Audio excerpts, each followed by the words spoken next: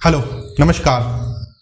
United state में federal reserve bank America में inflation को कम करने के लिए इंटरेस्ट रेट बढ़ाता है तो वो पूरी दुनिया को नेगेटिवली कैसे इंपैक्ट करता है। पूरी दुनिया के लगभग सभी देशों की करेंसी डॉलर के सामने एकदम से कैसे गिरने लगती हैं। चाइना इंडिया का सबसे बड़ा ट्रेडिंग पार्टनर है और इराक और सऊदी अरेबिया इंडिया को दूसरे सबसे ज्यादा ऑयल एक्सपोर्ट करने वाले देश हैं। और इन सभी देशों में से किसी की भी करेंसी डॉलर नहीं है, लेकिन ये फिर भी अपनी लोकल करेंसी में ट्रेड ना करके डॉलर में ट्रेड क्यों करते हैं। पूरी दुनिया के 90% से ज्यादा फॉरेन ट्रेड में डॉलर की इन्वॉल्वमेंट क्यों है। आज के इस वीडियो में हम इन सभी क्वेश्चंस के जवाब समझने की कोशिश करेंगे और ये जानेंगे कि डॉलर इतना मजबूत कैसे हुआ कि हर देश के इंटरनेशनल ट्रेड के लिए पहली प्रेफरेंस डॉलर होती है। तो प्लीज वीडियो को एंड तक जरूर देखें और अगर वीडियो पसंद आए तो चैनल को सब्सक्राइब करें।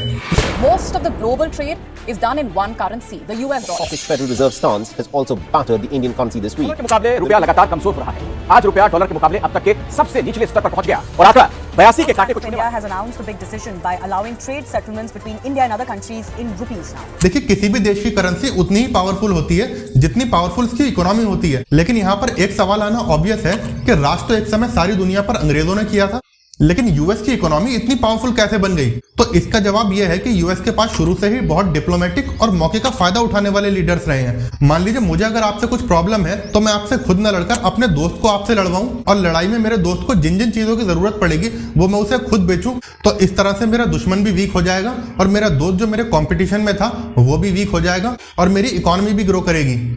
यूएस की हमेशा से ही ये अप्रोच रही है। जैसा कि यूएस के सीनियर लीडर ने एक बार कहा था कि US has no friend and no enemies, US has only interest. लेकिन आइए समझते हैं कि पूरी दुनिया डॉलर पर इतनी ज्यादा डिपेंडेंट कैसे है कि अगर डॉलर का बुखार आता है तो बुखार में डॉलर तो और स्ट्रांग हो जाता है, लेकिन बाकी दुनिया की करेंसी जैसे रुपया आईसी में पहुंच जाते हैं। तो इसे समझने के लिए हमें सबसे पहले ये समझने की जरूरत है कि मॉडर्न करेंसी जो हम आज यूज कर रहे हैं वो आखिर बनी कैसे। पैसा जो कि इस वक्त दुनिया में सबसे ज्यादा इंपॉर्टेंट है, अगर ये आपके पास है तो सभी आपके हैं। लेकिन अगर मैं आपसे पूछूं कि आपके हिसाब से पैसा होता क्या है तो आपका जवाब क्या होगा, ये कमेंट करके जरूर बताएं।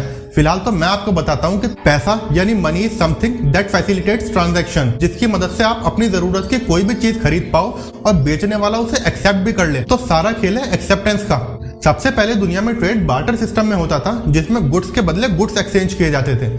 जैसे अगर मेरे पास गेहूं है और आपके पास चावल और आपको गेहूं की जरूरत है और मुझे चावल की, तो हम दोनों गेहूं और चावल को एक दूसरे से एक्सचेंज कर सकते हैं। धीरे धीरे समय बीता तो मेटल मनी इंट्रोड्यूस हुई, यानी अब आप गोल्ड, कॉपर, सिल्वर इन सब की मदद से ट्रेड कर सकते थे। और जैसे जैसे दुनिया की पॉपुलेशन बढ़ी और इंटरनेशनल ट्रेड बढ़ा और क्योंकि गोल्ड दुनिया में लिमिटेड था तो सभी देशों की गवर्नमेंट ने gold back paper currency introduce की। गोल्ड बैक पेपर करेंसी मतलब गवर्नमेंट ने कुछ पैसों के बदले एक स्पेसिफिक अमाउंट गोल्ड फिक्स कर दिया। जैसे मान लीजिए अगर आपके पास 1000 रुपए हैं तो आप अपने 1000 रुपए को गवर्नमेंट के पास ले जाकर अपने 1000 के बदले 0.1 ग्राम गोल्ड गवर्नमेंट से ले सकते हैं। यहाँ शुरू होती है अमेरिकन इकोनॉमी और डॉलर के इतने मजबूत बनने की असली कहानी। सभी देशों की गवर्नमेंट ने जो gold back paper currency introduce की थी, आप उसकी मदद से अपने देश के अंदर तो इजीली ट्रेड कर सकते थे, लेकिन जब किसी फॉरेन कंट्री से ट्रेड करना होता था, जैसे मान लीजिए ब्रिटेन ने इंडिया में अपने कुछ गुड्स बेचे, अब लोगों के पास उन गुड्स की पेमेंट करने के लिए गवर्नमेंट की इशू करी हुई करेंसी ही थी, जिसकी वैल्यू इंडिया में तो थी लेकिन इंटरनेशनल मार्केट में उसकी कोई वैल्यू नहीं थी।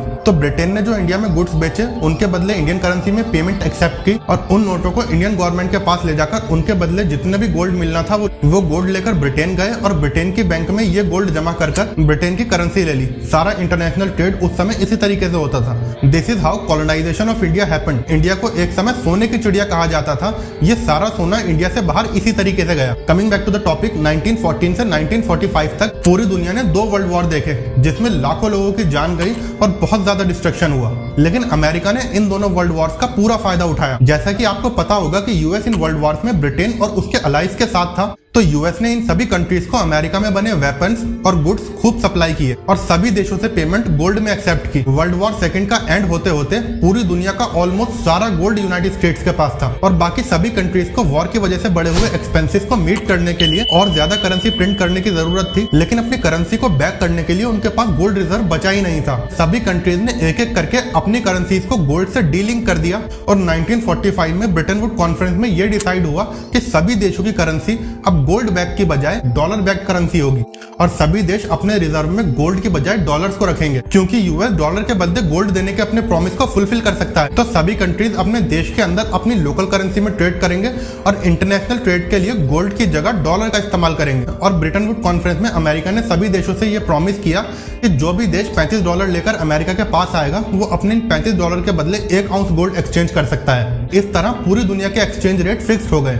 एक्सचेंज रेट क्या होते हैं ये आपको वीडियो में आगे और क्लियरली समझ आ जाएगा। ब्रिटन वुड कॉन्फ्रेंस के बाद अब पूरी दुनिया में ट्रेड डॉलर में हो रहा था।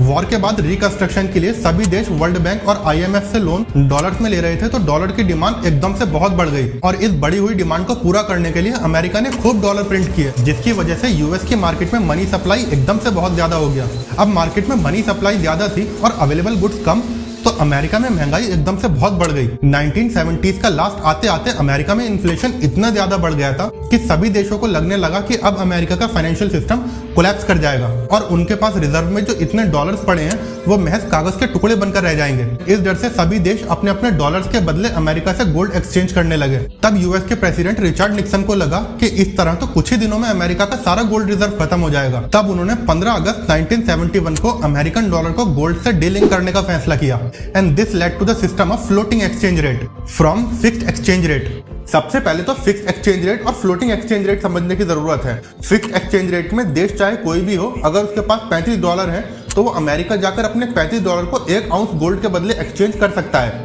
ये था फिक्स एक्सचेंज रेट। अब फ्लोटिंग एक्सचेंज रेट जो सारी दुनिया में आज फॉलो हो रहा है, फ्लोटिंग एक्सचेंज रेट में डॉलर की वैल्यू किसी भी कंट्री के अगेंस्ट, जैसे फॉर एग्जांपल इंडियन रुपी के अगेंस्ट उसकी डिमांड और सप्लाई से तय होती है। डॉलर की जितनी ज्यादा डिमांड होगी डॉलर के प्राइसेस उतने ज्यादा ऊपर जाएंगे और रुपये की वैल्यू डॉलर के सामने उतनी कम होगी। कुछ दिनों पहले आपने हमारी फाइनेंस मिनिस्टर निर्मला सीतारमण का एक स्टेटमेंट सुना होगा। First of all, I would look at it as not rupees fighting. I would look at it as dollar strengthening incessantly. So obviously, all other currencies are performing against strengthening dollar. इस statement के बाद opposition के leaders ने उनका बहुत मजाक भी उड़ाया, but she was actually absolutely right in her statement. उन्होंने अपनी स्टेटमेंट में कुछ भी गलत नहीं कहा था। मैं आपको समझाता हूँ कैसे। जैसा कि आप सभी को पता है कि इस वक्त अमेरिका में महंगाई बहुत ज्यादा है, जिसे कम करने के लिए यूएस की फेडरल रिजर्व बैंक ने इंटरेस्ट रेट पिछले 1 साल में ऑलमोस्ट डबल कर दिए हैं। अब रिजर्व बैंक के इंटरेस्ट रेट बढ़ाने से महंगाई कैसे कम होती है ये इस वीडियो में डिटेल में समझाना तो पॉसिबल नहीं है, क्योंकि वीडियो ऑलरेडी काफी लंबा हो चुका है। लेकिन फिर भी मैं आपको मोटा मोटा बता देता हूँ कि जैसे इंडिया की रिजर्व बैंक इंटरेस्ट रेट बढ़ाती है, तो उसके साथ साथ बाकी सभी बैंक भी अपने इंटरेस्ट रेट बढ़ाती हैं और कंज्यूमर्स के लिए लोन लेना महंगा हो जाता है, जिसकी वजह से मार्केट में मनी सप्लाई कम हो जाती है। और जब मनी सप्लाई कम होगी तो लोगों के पास पैसा कम होगा और वो गुड्स कम खरीदेंगे। इस तरह से महंगाई अपने आप कंट्रोल में आ जाएगी। तो जब यूएस की फेडरल रिजर्व बैंक ने इंटरेस्ट रेट बढ़ाए तो डॉलर की सप्लाई मार्केट में एकदम से कम हो गई।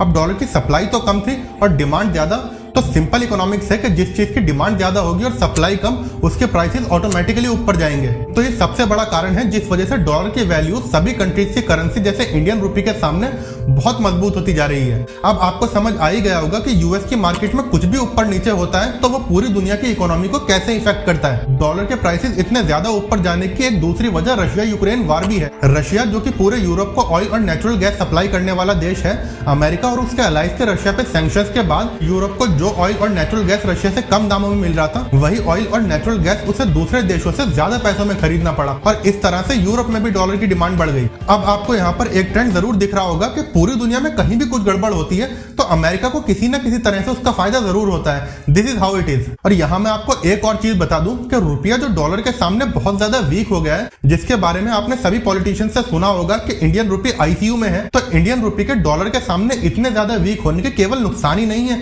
इसके कुछ फायदे भी हैं। अब आप सोच रहे होंगे कुछ भी क्यों बोल रहे हो, इंडियन रुपये के कमजोर होने से इंडिया को क्या फायदा हो सकता है। देखिए, इंडियन रुपये अगर डॉलर के सामने वीक है तो ये इंडियन एक्सपोर्ट्स को और ज्यादा अट्रैक्टिव बनाता है। फॉर एग्जांपल, मान लीजिए कि आप एक मोबाइल फोन प्रोड्यूस करते हैं जिसकी कीमत 10,000 रुपए है और आप उसे इंडिया के साथ साथ फॉरेन कंट्रीज में ही बेचना चाहते हैं, तो जब डॉलर की कीमत 50 रुपए पर डॉलर है, तो जब कोई भी फॉरेनर ये 10,000 रुपए का आपका मोबाइल खरीदेगा तो उसे $200 खर्च करने होंगे। और वहीं अगर डॉलर की कीमत बढ़कर 100 रुपए पर डॉलर हो जाए तो उसी फॉरेनर को ये सेम 10,000 रुपए का मोबाइल खरीदने के लिए केवल $100 खर्च करने होंगे। अब आप खुद सोचिए, आप ज्यादा मोबाइल एक्सपोर्ट कब कर पाएंगे, जब $1 50 रुपए का है या 100 रुपए का। तो अपने एक्सपोर्ट्स को और ज्यादा अट्रैक्टिव बनाने के लिए कुछ कंट्रीज अपनी करेंसी को खुद ही डीवैल्यू करती हैं, जैसे 2019 में चाइना ने किया था और 1996 में इंडिया ने अपनी करेंसी को डीवैल्यू किया था। अब लास्टली एक सवाल ये आता है कि how can countries reduce there dependence on dollar. देखिए, डॉलर और सभी देशों की करेंसी इतनी ज्यादा इंटरट्वाइंड है कि नियर फ्यूचर में डॉलर और वर्ल्ड ट्रेड को अलग करना पॉसिबल नहीं है। आने वाले कुछ सालों में कोई भी कंट्रीज डॉलर के ऊपर अपनी डिपेंडेंस को पूरी तरह खत्म नहीं कर सकती,